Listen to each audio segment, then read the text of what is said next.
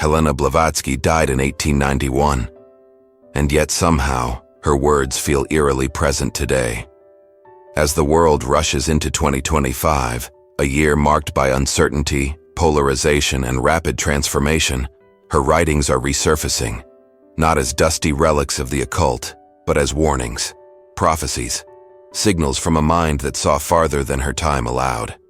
Blavatsky never claimed to be a prophet in the traditional sense. She didn't write calendars of doom or predict dates of destruction. But she did speak, often and urgently, about the cycles of time, the rise and fall of civilizations, the dangers of materialism, the shifts in human consciousness, and the hidden forces guiding history. And now, over a century later, students of esotericism are beginning to notice. Some of her most cryptic teachings may point directly to our present age. In The Secret Doctrine, The Voice of the Silence, and countless letters, Blavatsky described what she called the crisis of the fifth race, a spiritual breaking point in which humanity would face a stark choice: evolve or descend into chaos. Was she speaking metaphorically, or was she seeing something real, something we are only now beginning to feel? This video is not about fear. It's about understanding. Because if Blavatsky was right, and if her words were truly a warning, then perhaps 2025 is not just another year. Perhaps it is a threshold, and once crossed, nothing will ever be the same. To understand why Blavatsky's words are resurfacing now, we must first revisit her central concept of root races. In her theosophical cosmology, humanity evolves in massive cycles, not just technologically or socially, but spiritually. Each root race represents a stage of consciousness, a step in the journey from material entrapment to divine realization. According to her framework, we are currently living in the fifth root race, the Aryan. But this is not the Aryan of 20th century political distortion.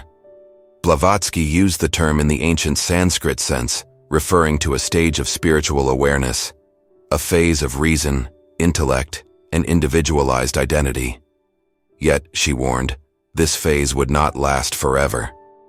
It would reach a climax, and with it, a reckoning.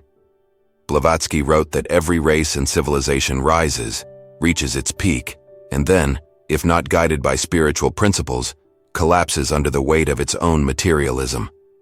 The danger, she said, is not war or famine, but spiritual blindness, a collective forgetfulness of who we are, where we come from, and what we're here to do.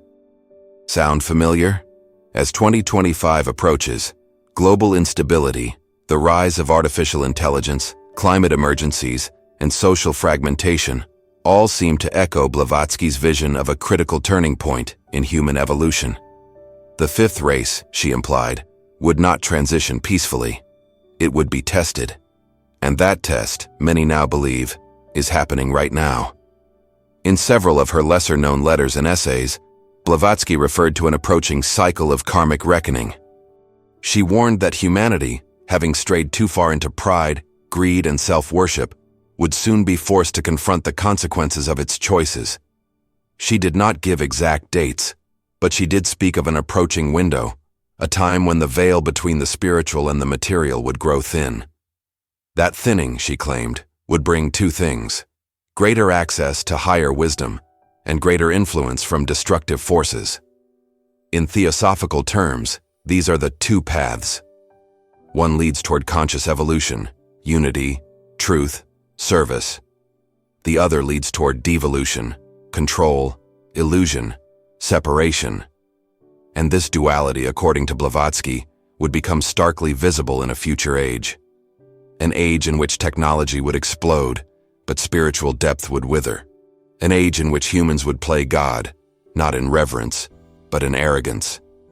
She described a coming era of false light, a time when humanity would mistake intellectual brilliance for spiritual truth, and where external progress would hide inner decay.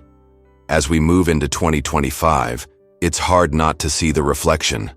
Never before have we had so much information and so little wisdom. Never before have we been so globally connected and so existentially lost. Was Blavatsky pointing to this exact moment? If so, what did she believe we could do? Her answer, surprisingly, was not about changing the world. It was about changing the self. Blavatsky taught that collective evolution begins with individual awakening. She believed that history was shaped not by armies or governments, but by consciousness, by the subtle energy of thoughts, intentions, and inner choices multiplied across the human field. This means that even in a time of global upheaval, the true battleground is internal. She warned that in the age to come, which many now associate with our current era, the greatest danger would be psychological. Not bombs, but manipulation. Not invasion, but distortion of thought. She foresaw a world where illusion would reign, where humanity would be bombarded with information, yet starved of truth. And in this fog, she said, only the inner lamp could guide the seeker. This lamp for Blavatsky was the awakened intuition, not emotion, not intellect, but the heart illuminated by the soul. She wrote that during the coming crisis, those who failed to develop this inner compass would be swept away by external chaos, not necessarily dying physically, but becoming lost spiritually. In one of her most haunting predictions, she said, "The coming age will see the fall of many who appeared great, and the rise of many who were unseen." That phrase has returned in recent years among esoteric circles, who feel that the world is indeed being flipped, that hidden truths are emerging, and that unseen forces are guiding a silent awakening beneath the noise. 2025, in this view, is not an ending. It is a test, a filter, a doorway. So what exactly did Blavatsky see in relation to our time? While she never mentioned the year 2025 specifically, she often wrote about great cycles, particularly the closing of a 5,000-year period of spiritual dormancy. According to some theosophical interpretations, that cycle ends right around now. She spoke of a coming sixth race, not as a new ethnicity or civilization, but as a new mode of consciousness, intuitive, collective, soul-centered. But before this sixth race could emerge, the fifth would have to dissolve its attachment to materialism, ego, and rigid thought structures. And that dissolution, she said, would be violent. Not necessarily in the physical sense, though she did foresee great turmoil, but violent in the sense of radical internal disruption. The collapse of false identities, the exposure of hidden corruption, the failure of systems built on illusion. Sound familiar? She warned that the old ways would not go quietly, that institutions of power, religious, political, scientific, would fight to maintain control, even as their foundations crumbled. She called this the age of desperate resistance, a period where light and shadow would clash openly, where humanity would be forced to choose between the security of illusion and the uncertainty of truth. Many now believe 2025 marks the peak of this clash. And those who remember her warnings are not waiting passively. They are preparing, not for survival, but for alignment. Because according to Blavatsky, prophecy is not about fate, it's about readiness. Throughout her life, Blavatsky emphasized one crucial idea: the future is not fixed. Destiny, she taught, is written moment by moment through the choices we make, not just in action, but in thought and intention.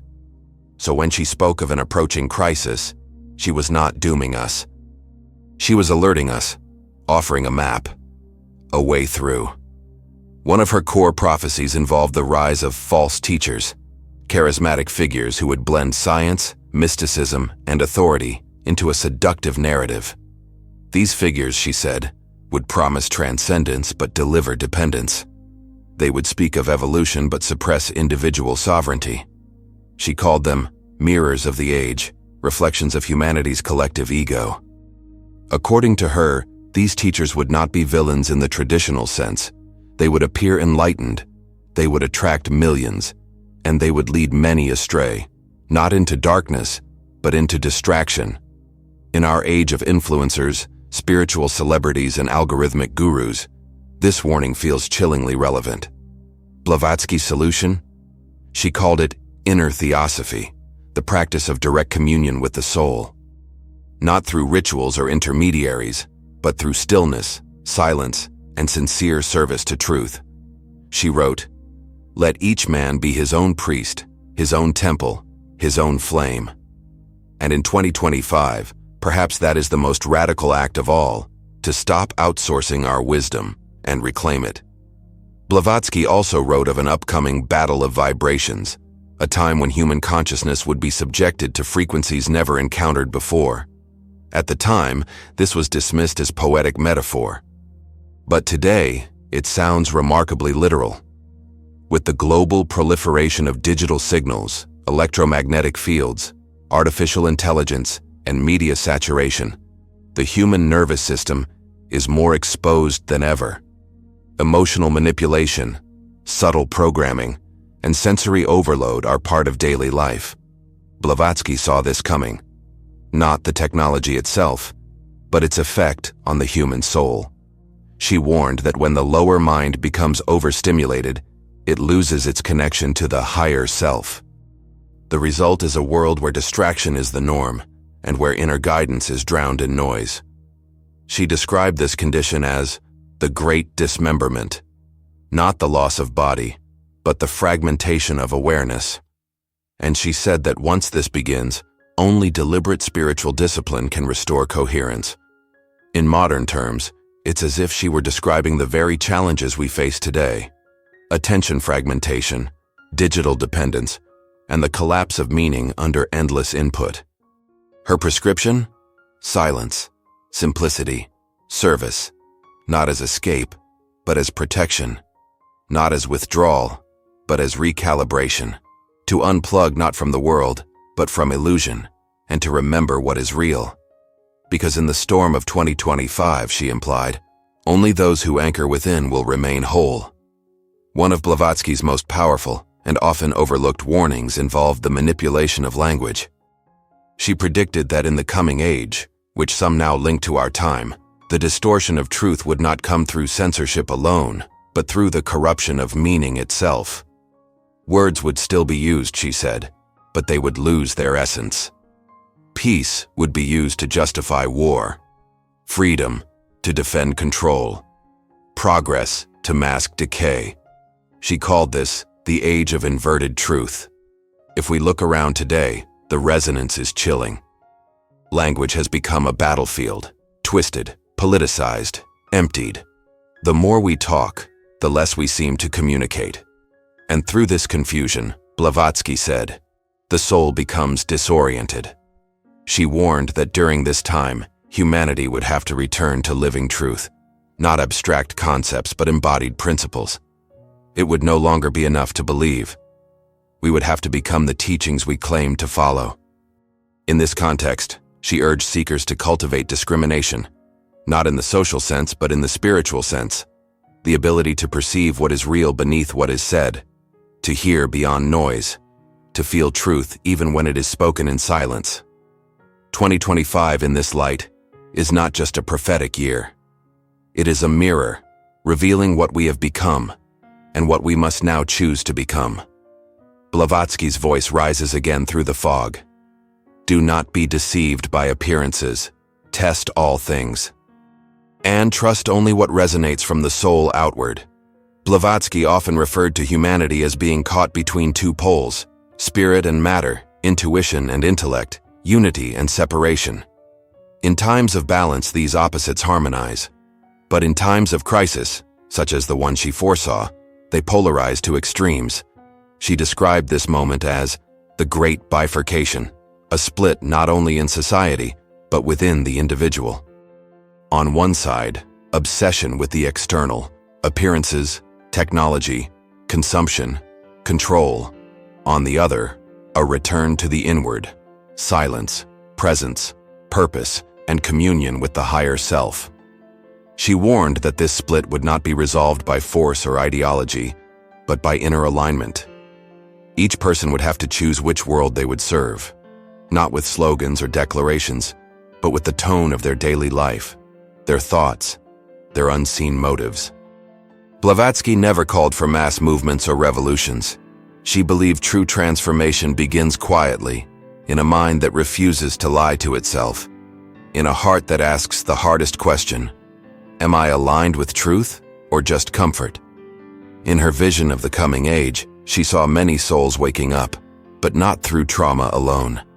Rather, through exhaustion, exhaustion with lies, with shallow identities, with a world that offers everything but meaning.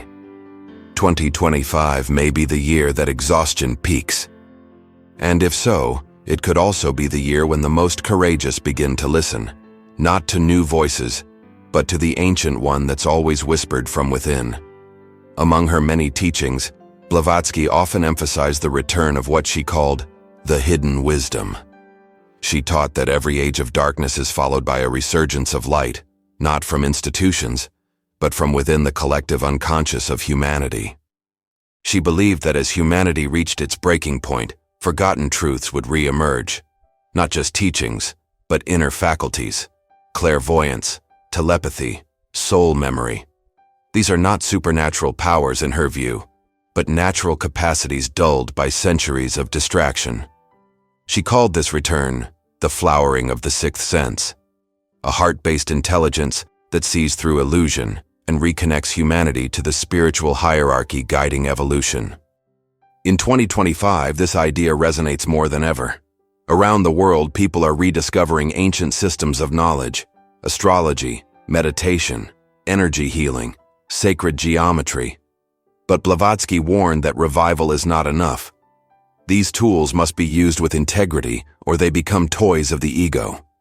She foresaw a flood of spiritual commercialization in the modern age, where sacred traditions would be sold like products, stripped of essence, and reduced to trends. And yet, she said, a remnant will remain, a group of seekers who refuse to compromise, who live quietly by inner light, and who anchor the world during its darkest hour. She called them the silent watchers. Perhaps you felt it, the sense that you are waking up not just for yourself, but for something larger. Perhaps 2025 is your invitation. Blavatsky's view of prophecy was always multidimensional. She believed the future is a set of possibilities, not certainties, shaped by collective thought, karma, and the moral tone of humanity. This means that warnings are not meant to instill fear. They're meant to stir responsibility. In her final years, Blavatsky wrote more urgently about the fate of the world, but she did not speak of apocalypse in the Hollywood sense. No fire raining from the sky, no divine punishments. Instead, she spoke of inner collapse, a moral and psychic erosion that would leave humanity hollow, ready to be filled by whatever force was strongest. She warned, if the soul is not sovereign, it will be enslaved, not by others, but by itself. She foresaw a world where humanity would be offered everything, knowledge, freedom, power, but would not know what to do with it. A world where distraction would replace devotion, and where even spirituality would be weaponized to serve the ego. Does this sound familiar? Yet in every warning, Blavatsky left a key. The solution, she said, would never be external. It would be found in the humble rediscovery of truth within. Not dramatic acts, not secret rituals, but in honest reflection, in selfless service, in the courage to feel the world's pain and not turn away. 2025, then, is not a year of doom. It is a choice point. And prophecy, in Blavatsky's vision, is not about what's coming. It's about what you choose to become before it arrives. One of the most misunderstood aspects of Blavatsky's teachings is her view of time. She didn't see history as linear, but spiral, unfolding in cycles, like seasons. Within each great cycle, she said, there are moments of contraction and expansion, breakdown and breakthrough. She believed that as one cycle ends, chaos always precedes renewal. Destruction clears the field for rebirth. And yet, she warned, the seeds you plant in chaos will determine the harvest of the next age. That is why 2025, to those who study her work, feels so important. It's not the end of something. It's the sowing ground for what's to come. She urged seekers not to become obsessed with saving the world, but to focus on the vibration they emit each day, because that frequency is what contributes to the future. You don't need to lead a movement, she said. You need to lead your mind. You don't need to convert others. You need to align with the voice of truth within. She knew that in times of transition, people crave leaders, but she taught that the true leader is the one who listens, not the one who commands. the one who radiates clarity, not charisma. And perhaps that's what this era calls for, not more noise, but more stillness, not more power, but more presence. In Blavatsky's words, the next age will not be born in thunder. It will be born in silence. Blavatsky was not naive about the suffering that would come. She saw clearly that humanity, if unprepared, could descend into great darkness, not because of punishment, but because of ignorance, because of what she called the refusal to see. She believed that humanity's suffering was largely self-inflicted, not by accident, but by design, through greed, through willful blindness, through the desire to dominate rather than serve. And yet, she never lost faith, not in humanity as it was, but in what it could become. She wrote, "When the world grows darkest, the soul that carries light shines brightest." Perhaps this is the real message behind her occult prophecies. Not doom, but opportunity. The opportunity to rise, to awaken, to become the very antidote to the disease she saw unfolding. She called for a new kind of human, one who was both mystic and servant, wise and humble. One who did not hide from the world, but entered it consciously, as a bringer of light. 2025, in this sense, is a call to drop the masks, to quiet the noise, to stop waiting for someone else to save the world, and to start becoming the kind of soul that can save space for it to heal. That, Blavatsky said, is the real work of an initiate. And now, it's your turn.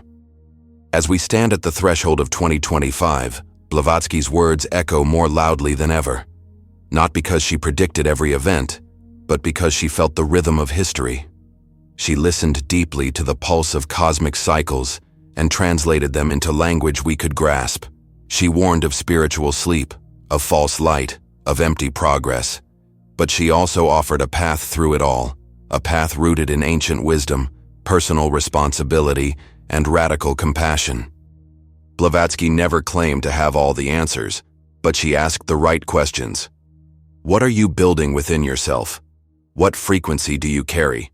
What will you serve, fear or truth? As the noise of the world intensifies, these questions become urgent, not for society, not for humanity, but for you. Because her prophecies were never about the planet. They were about the soul. If 2025 is indeed a portal, a moment of karmic accounting, of evolutionary opportunity, then your preparation must be inner. The silence you cultivate now will be your compass. The truth you live now will be your protection. And the love you offer now, even if unseen, may just be the reason this world remembers who it really is. Helena Blavatsky did not live to see the 21st century. She never heard the hum of digital networks, never scrolled a screen, never watched humanity face the strange mirror of a hyper-connected world. But somehow, she knew. She saw the threads of consciousness stretching forward. She heard the storm behind the curtain, and in her writings, she left not instructions, but orientation. A compass, hidden in plain sight. Her warnings were not about destruction, but about disconnection. Her hope was not in prophecy, but in presence. She believed that even as the world fractured, a new kind of human could emerge, not superior, not chosen, but aware. And that awareness, she said, would be enough.